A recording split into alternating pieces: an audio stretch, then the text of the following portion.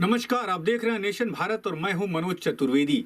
बिहार के उप मुख्यमंत्री सुशील कुमार मोदी ने कल पहली बार टेलीकॉन्फ्रेंसिंग से अपने सांसदों, विधायकों, जिला अध्यक्षों, कार्यकर्ताओं को संबोधित किया और बिहार सरकार ने कोरोना जैसी महाबीमारी से लड़ने के लिए क्या क्या उपाय किए हैं और क्या क्या किया है, इन सारी बातों की जानकारी अपने सांसदों, विधायकों, कार्यकर्ताओं, जिलाध्यक्षों, मंडल अध्यक्षों सबको दी कि इन सब चीज़ों को और देने ये जानकारी वास्तव में जब पार्टी कार्यकर्ताओं को पहुंचाई जाती है, अपने सांसदों और अपने विधायकों तक पहुंचाई जाती है, तो इसका सीधा सा एक ही मतलब होता है कि जाकर जनता को बताएं कि भाजपा ने ये काम किए हैं। यानी आप सबको पता है चुनाव का समय नजदीक आ रहा है और यदि ये कोरोना जैसी महामारी नहीं आई होती तो अब तक बिहार में शायद चुनाव की घोषणा भी हो गई होती। इसी बीच बिहार के उप मुख्यमंत्री सुशील कुमार मोदी ने अपने लोगों को इसकी जानकारी दी कि जाके वो जनता तक इस बात की सूचना दें। उन्होंने बहुत सी बातों को कहा, जिसमें एक दो मुख्य बिंदु मैं आपको बता दूं, फिर उनका पूरा जो संबोधन है हम आपको सुनवाएंगे। उन्होंने कहा कि राज्य सरकार ने 7 मई तक 1,86,00,000 लोगों का स्क्रीनिंग कर ली है पूरे बिहार में। 3232 ब्लॉक में बिहार में है, 3232 ब्लॉक में क्वारंटाइन की व्यवस्था है, जिसमें रहने वाले सभी लोगों को खाना पीना चिकित्सा सब मुफ्त दी जा रही है। तो जितनी ये मुख्य बिंदु थे। इसके बाद उन्होंने क्या कुछ कहा है, पूरी बात उनकी हम आपको सुनवा देते हैं। सुशील कुमार मोदी की सुन लीजिए आप।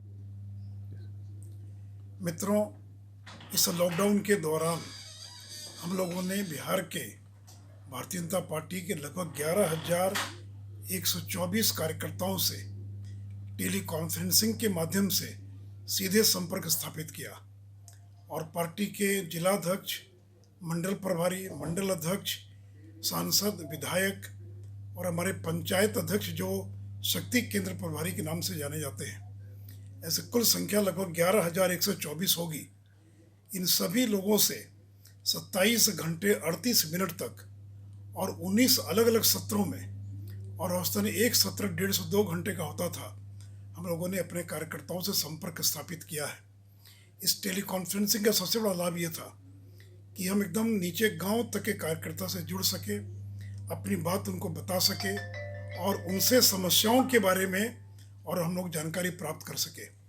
और आज उसका अंतिम टेली कॉन्फ्रेंसिंग का कार्यक्रम था और हम लोगों ने सभी कार्यकर्ताओं से यही अपील की है कि अब सबसे बड़ी चुनौती बाहर से आने वाले जो श्रमिक हैं उनको ठीक प्रकार से रखना, क्वारंटाइन में रखना, उनके भोजन की व्यवस्था कराना और उनकी चिकित्सा व्यवस्था करना, ये सबसे बड़ी चुनौती है। और जो सभी कार्यकर्ताओं से मैं अपील करूंगा कि अगर गांव में कोई व्यक्ति बिना 21 दिन क्वारंटाइन में रहे हुए और बिना मेडिकल जांच के अगर प्रवेश करता है तो मुखिया के माध्यम से प्रशासन को सूचित करें ताकि वैसे लोगों को क्वारंटाइन में रखा जा सके। साथ ही मैंने कार्यकर्ताओं को ये भी बताया कि अभी तक 1,86,00,000 परिवारों का सर्वेक्षण किया जा चुका है।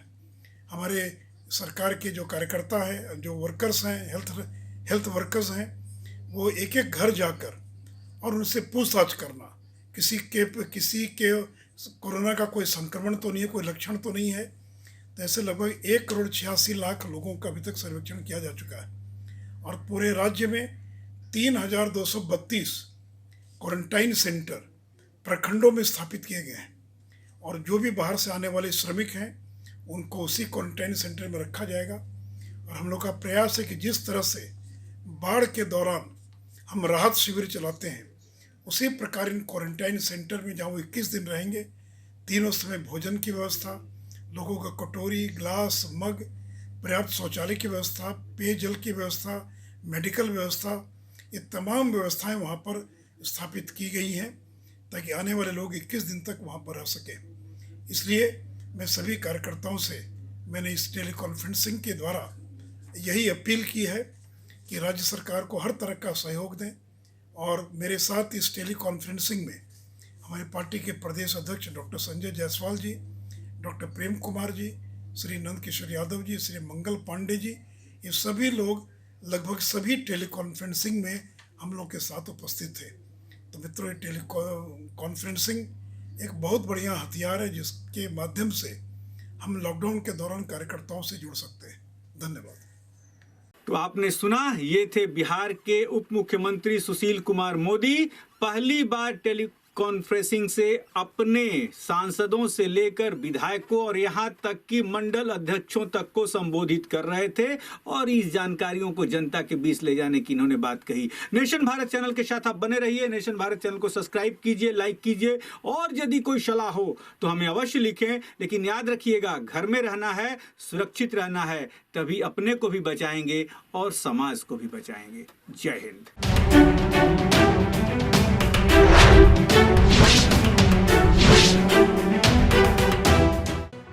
लेटेस्ट खबरों से जुड़े रहने के लिए हमारे चैनल नेशन भारत को सब्सक्राइब करें और बेल आइकन को दबाएं ताकि कोई खबर छूट न पाए।